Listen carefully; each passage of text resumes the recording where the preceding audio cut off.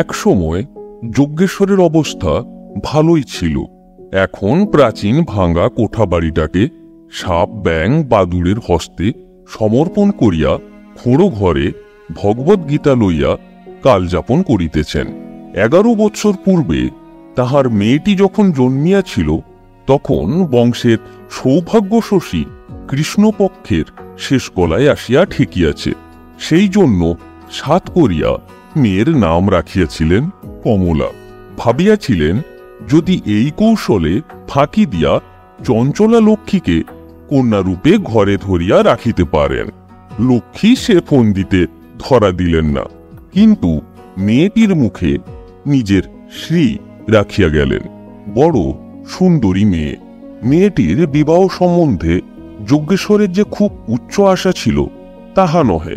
কাছাকাছি যে কোনো একটি সৎপাত্রে বিবাহ দিতে তিনি প্রস্তুত ছিলেন, কিন্তু তাহার জ্যাঠাইমা তাহার বড় আদরের কমলাকে বড় ঘর না হইলে দিবেন না, পণ করিয়া বসিয়া আছেন।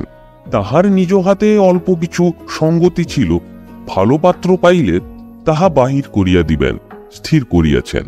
অবশেষে জ্যাঠাইমার উত্তেজনায় শাস্ত্রাধ্যয়ন গুঞ্জিত শান্ত পল্লীগৃহ ছাড়িয়া যজ্ঞেশ্বর পাত্র সন্ধানে বাহির হইলেন।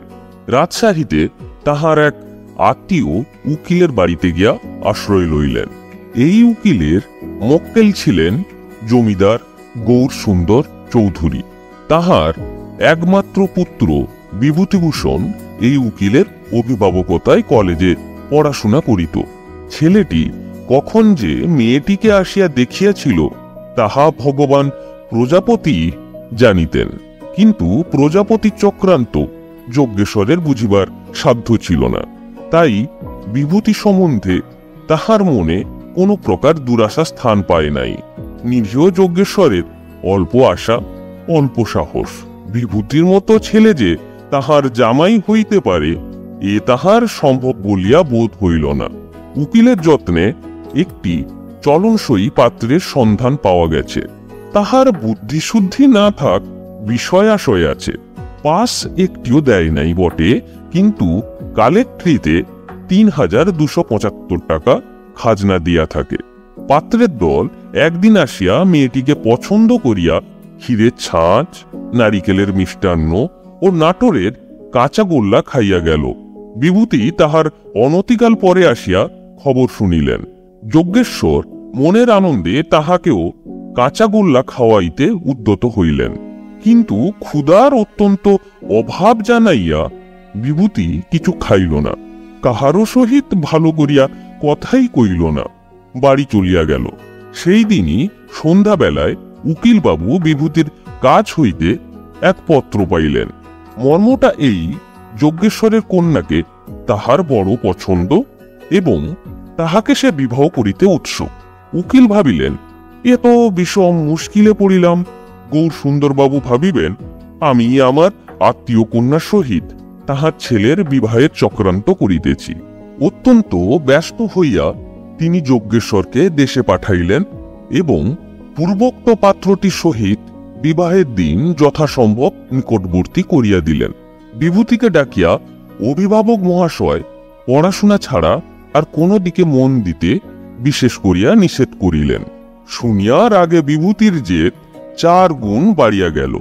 বিবাহের আয়োজন উদ্যোগ চলিতেছে এমন সময় একদিন যজ্ঞেশ্বরের খোঁড়ো ঘরে বিভূতিভূষণ স্বয়ং আসিয়া উপস্থিত।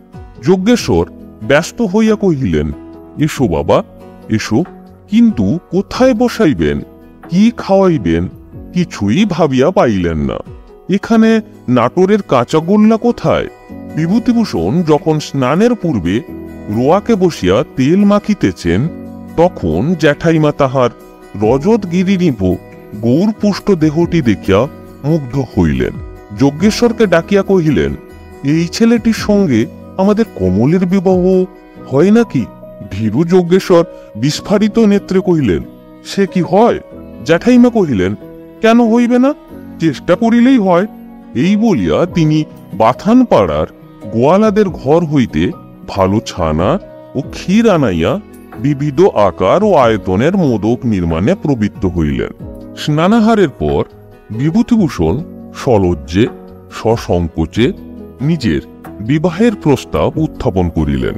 যজ্ঞেশ্বর আনন্দে ব্যাকুল হইয়া জ্যাঠাইমাকে সুসংবাদ দিলেন। জ্যাঠাইমা শান্ত মুখে কহিলেন, তা বেশ হয়েছে বাপু, কিন্তু তুমি একটু ঠান্ডা হও। তাহার পক্ষে এটা কিছুই আশাতীত হয় নাই। যদি কমলার জন্য একদিক হইতে কাবুলের আমির ও অন্য দিক হইতে চীনের সম্রাট তাহার দ্বারস্থ হইত, তিনি আশ্চর্য হইতেন না। ক্ষীণাশ্বাস যজ্ঞেশ্বর বিভূতিভূষণের হাত ধরিয়া বলিতে লাগিলেন, দেখো বাবা, আমার সকল দিক যেন নষ্ট না হয়। বিবাহের প্রস্তাব পাকা করিয়া বিভূতিভূষণ তাহার বাপের কাছে আসিয়া উপস্থিত হইলেন। গৌরসুন্দর নিজে নিরক্ষর ছিলেন বলিয়া শিক্ষিত ছেলেটিকে মনে মনে বিশেষ খাতির করিতেন। তাহার কোনো আচরণে বা মতে পাছে তাহার ছেলের কাছে সুশিক্ষা বা শিষ্টতার অভাব ধরা পড়ে, এই সংকোচ তিনি দূর করিতে পারিতেন না। তাহার একমাত্র প্রাণাধিক পুত্র যেন বাপকে মনে মনে ধিক্কার না দেয়, যেন অশিক্ষিত বাপের জন্য তাহাকে লজ্জিত না হইতে হয়, এ চেষ্টা তাহার সর্বদা ছিল। কিন্তু তবু যখন শুনিলেন বিভূতি দরিদ্র কন্যাকে বিবাহ করিতে উদ্যত, তখন প্রথমটা রাগ প্রকাশ করিয়া উঠিলেন। বিভূতি নতশিরে চুপ করিয়া রহিল। তখন গৌরসুন্দর কিঞ্চিত শান্ত হইয়া নিজেকে সংশোধন করিয়া লইয়া কহিলেন, আমি কি পণের লোভে তোমাকে বিবাহ করিতে বলিতেছি? তা মনে করিও না। নিজের ছেলেকে লইয়া বেহাইয়ের সঙ্গে দরদস্তুর করিতে বসিব, আমি তেমন ছোট লোক নই, কিন্তু বড় ঘরের মেয়ে চাই। বিভূতিভূষণ বুঝাইয়া দিলেন, যজ্ঞেশ্বর সম্ভ্রান্ত বংশীয়, সম্প্রতি গরিব হইয়াছেন। গৌরসুন্দর দায়ে পড়িয়া মত দিলেন, কিন্তু মনে মনে যজ্ঞেশ্বরের প্রতি অত্যন্ত রাগ করিলেন। তখন দুই পক্ষে কথাবার্তা চলিতে লাগিল, আর সব ঠিক হইল, কিন্তু বিবাহ হইবে কোথায় তাহা লইয়া কিছুতেই নিষ্পত্তি হয় না। গৌরসুন্দর এক ছেলের বিবাহে খুব ধুমধাম করিতে চান, কিন্তু বুড়ো শিবতলার খোঁড়ো ঘরে সমস্ত ধুমধাম ব্যর্থ হইয়া যাইবে। তিনি যে ধরিলেন তাহারই বাড়িতে বিবাহ সভা হইবে।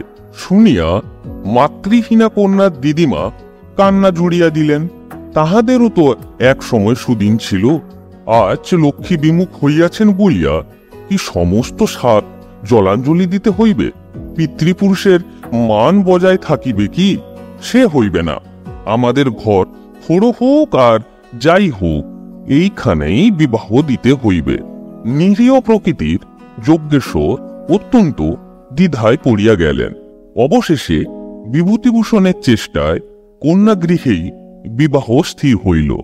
ইহাতে গৌরসুন্দর এবং তাহার দলবল কন্যাকর্তার উপর আরও চটিয়া গেলেন।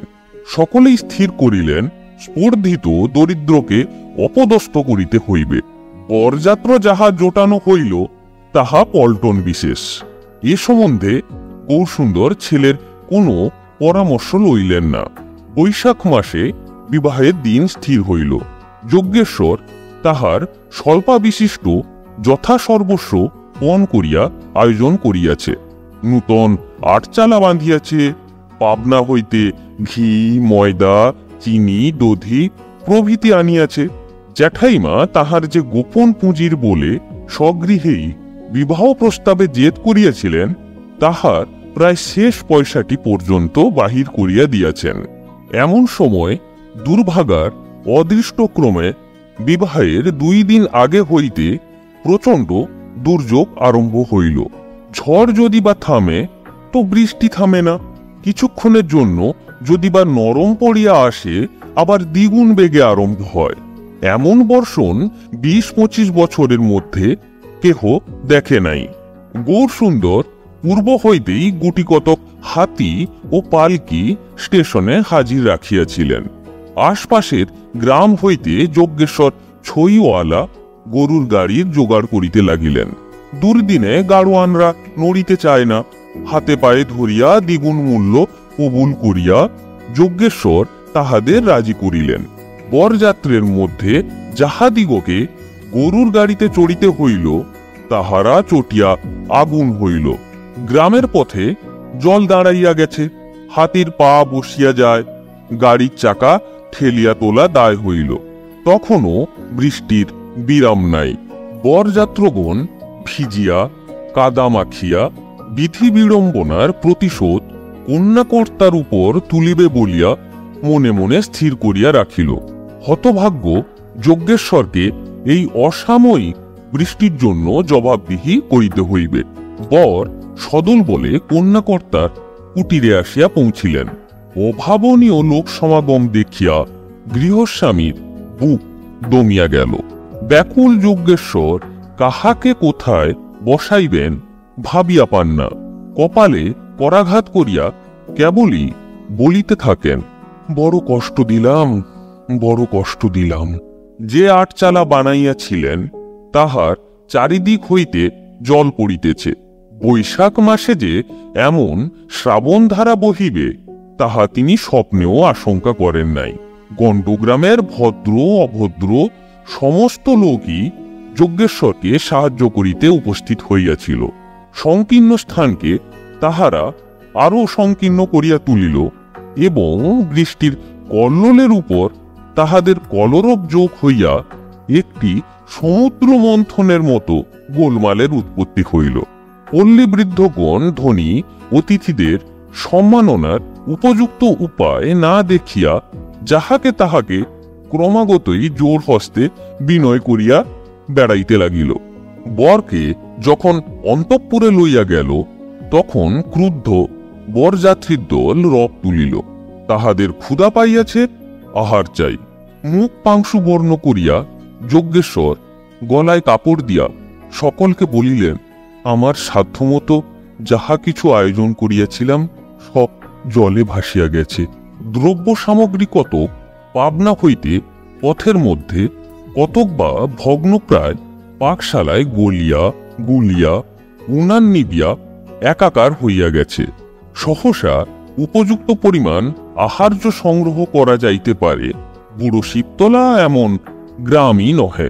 গৌরসুন্দর যজ্ঞেশ্বরের দুর্গতিতে খুশি হইলেন। কহিলেন, এতগুলা মানুষকে তো অনাহারে রাখা যায় না, কিছু তো উপায় করিতে হইবে। বরযাত্রগণ খেপিয়া উঠিয়া মহা হাঙ্গামা করিতে লাগিল। কহিল, আমরা স্টেশনে গিয়া ট্রেন ধরিয়া এখনই বাড়ি ফিরিয়া যাই। যজ্ঞেশ্বর হাত জোড় করিয়া কহিলেন, একেবারে উপবাস নয়, শীততলার ছানা বিখ্যাত, উপযুক্ত পরিমাণে ছানা কদমা সংগ্রহ আছে। আমার অন্তরের মধ্যে যাহা হইতেছে তাহা অন্তর্যামী জানেন। যজ্ঞেশ্বরের দুর্গতি দেখিয়া বাথানপাড়ার গোয়ালারা বলিয়াছিল, ভয় কি ঠাকুর, ছানা যিনি যত খাইতে পারেন আমরা যোগাইয়া দিব। বিদেশের বরযাত্রীগণ না খাইয়া ফিরিলে শিবতলা গ্রামের অপমান। সেই অপমান ঠেকাইবার জন্য গোয়ালারা প্রচুর ছানার বন্দোবস্ত করিয়াছে। বরযাত্রগণ পরামর্শ করিয়া জিজ্ঞাসা করিল, যত আবশ্যক ছানা যোগাইতে পারিবে তো? যজ্ঞেশ্বর কথঞ্চিত আশান্বিত হইয়া কহিল, তা পারিব। আচ্ছা তবে আনো বলিয়া বরযাত্রগণ বসিয়া গেল। গৌরসুন্দর বসিলেন না। তিনি নীরবে এক প্রান্তে দাঁড়াইয়া কৌতুক দেখিতে লাগিলেন।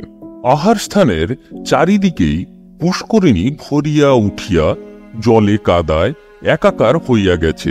যজ্ঞেশ্বর যেমন যেমন পাতে ছানা দিয়া যাইতে লাগিলেন তৎক্ষণাৎ বরযাত্রগণ তাহা কাঁধ ডিঙ্গাইয়া পশ্চাতে কাদার মধ্যে টপ টপ করিয়া ফেলিয়া দিতে লাগিল। উপায়বিহীন যজ্ঞেশ্বরের চক্ষু জলে ভাসিয়া গেল। বারংবার সকলের কাছে জোড়হাত করিতে লাগিলেন। কহিলেন, আমি অতি ক্ষুদ্র ব্যক্তি, আপনাদের নির্যাতনের যোগ্য নই। একজন শুষ্ক হাস্য হাসিয়া উত্তর করিল, মেয়ের বাপ তো বটেন, সে অপরাধ যায় কোথায়? যজ্ঞেশ্বরের স্বগ্রামের বৃদ্ধগণ বারবার ধিক্কার করিয়া বলিতে লাগিল, তোমার যেমন অবস্থা সেই মতো ঘরে কন্যাদান করিলে এ দুর্গতি ঘটিত না। এদিকে অন্তঃপুরে মেয়ের দিদিমা অকল্যাণ শঙ্কা সত্ত্বেও অশ্রু সংবরণ করিতে পারিলেন না। দেখিয়া মেয়ের চোখ দিয়া জল পড়িতে লাগিল। যজ্ঞেশ্বরে জ্যাঠাইমা আসিয়া বিভূতিকে কহিলেন, ভাই, অপরাধ যা হইবার তা তো হইয়া গেছে, এখন মাপ করো, আজিকার মতো শুভকর্ম সম্পন্ন হইতে দাও। এদিকে ছানার অন্যায় অপব্যয় দেখিয়া গোয়ালার দল রাগিয়া হাঙ্গামা করিতে উদ্যত, পাছে বরযাত্রদের সহিত তাহাদের একটা বিবাদ বাঁধিয়া যায়, এই আশঙ্কায় যজ্ঞেশ্বর তাহাদিগকে ঠান্ডা করিবার জন্য বহুতর চেষ্টা করিতে লাগিলেন। এমন সময় ভোজনশালায় অসময়ে বর আসিয়া উপস্থিত। বরযাত্ররা ভাবিল বর বুঝি রাগ করিয়া অন্তঃপুর হইতে বাহির হইয়া আসিয়াছেন। তাহাদের উৎসাহ বাড়িয়া উঠিল। বিভূতি রুদ্ধকণ্ঠে কহিলেন, বাবা, আমাদের এ কিরকম ব্যবহার? বলিয়া একটা ছানার থালা সহস্তে লইয়া তিনি পরিবেশনে প্রবৃত্ত হইলেন। গোয়ালাদিগকে বলিলেন, তোমরা পশ্চাৎ দাঁড়াও, কাহারও ছানা যদি পাকে পড়ে তো সেগুলা আবার পাতে তুলিয়া দিতে হইবে। গৌরসুন্দরের মুখের দিকে চাহিয়া দুই একজন উঠিবে কিনা ইতস্তত করিতেছিল। বিভূতি কহিলেন, বাবা, তুমিও বসিয়া যাও, অনেক রাত হইয়াছে। গৌরসুন্দর বসিয়া গেলেন। ছানা যথাস্থানে পৌঁছিতে লাগিল।